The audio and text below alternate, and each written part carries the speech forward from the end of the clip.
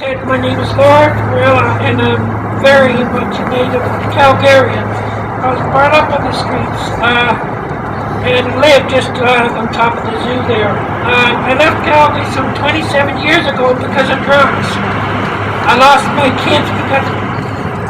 I ended up in Toronto in a hospital for 4 years, and then 2 years on the streets in Allen Gardens, where I just figured that, things like drugs and alcohol would keep me warm on freezing nights for 2 years.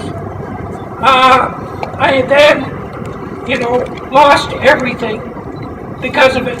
It took me 25 years to rebuild that strength, with the help of many organizations, to come back and hope to see my kids again. But I made sure I was not going to be on the street. So I made lots of phone calls to all the organizations. I found places in case one or the other was not available. I looked for everything because I'm a very good organizer on a general basis. But upon arriving out of the plane, and they had to completely take my scooter apart. That gives you an idea how much problem, disability. I ended up on the street that same night, finding no support anywhere. Some of the examples which fell apart real quick was the Kirby Center. I was too young to have to be 65. The Women's Center, you have to be in a better situation at the moment. They have to concern for them first, as they heard. They turn 4 away for every one they accept. The YWCA, this scooter, I would have to be left in the hallways, so that's against their fire regulations. The C only has mats, and my back can't take mats. I can't be on the floor.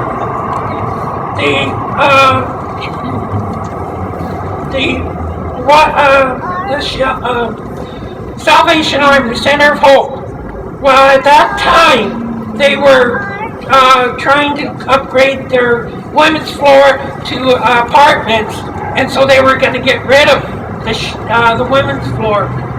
And finally, I'm between the age of 55 and 60. The hard to house anyways, for anyone. Well, at first, I couldn't find any place to even stay for that night. But a vagabond told me, a street person said, well, you can end up at the drop-in center. And I did. That was the only place, but I only had one spot where I could plug my machine in and my breathing machine, because I can't breathe at night. I stop so many times. And finally I stayed there.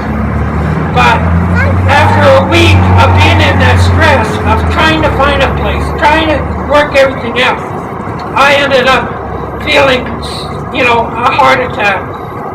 And even then, when the ambulance came, at first they asked me, what medical coverage do I have? I said, I have none at the moment. Well, we can't do it without, the welfare support. And I couldn't even get that. But finally they took me up to Peter Lougheed, and at that time, after quite a few hours spending there, finally found they let me go. I got on the C train and waited to try to make it back for my 8 o'clock bed check, which if I did, I'd lose it. So I waited all the non-accessible trains, none of them on that Saturday, every 15 minutes, none of them were accessible. So I could not even get on to get back to my 8 o'clock appointment. So I ended up on the street again that night. Trying to get on that C train caused this to break down completely, and finding no place on the streets, I had to live out in the rain, and my breathing machine just was destroyed. and yet I never found any support for me to replace that or the other from even the city. I then had to find other ways to do it, and luckily, one of them places where I am staying right now, and they do deal with homelessness, but only 55 and 60. At that time it was only 60, but they changed it to 55, and now I'm living there. I'm wanting to support the people who also fall in the cracks, that are many.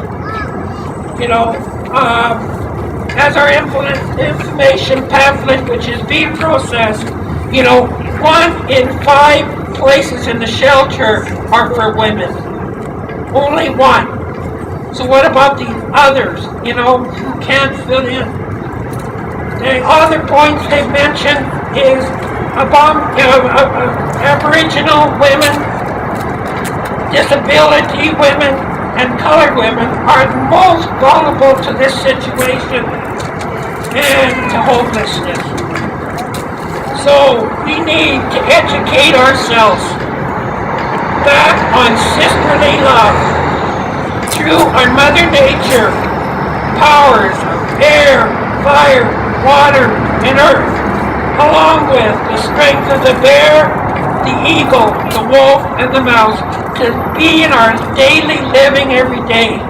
And remember, if we educate ourselves, maybe you can help someone say, well, why don't you phone this number to get some help? That's all we need, is some information of where to get it in our system.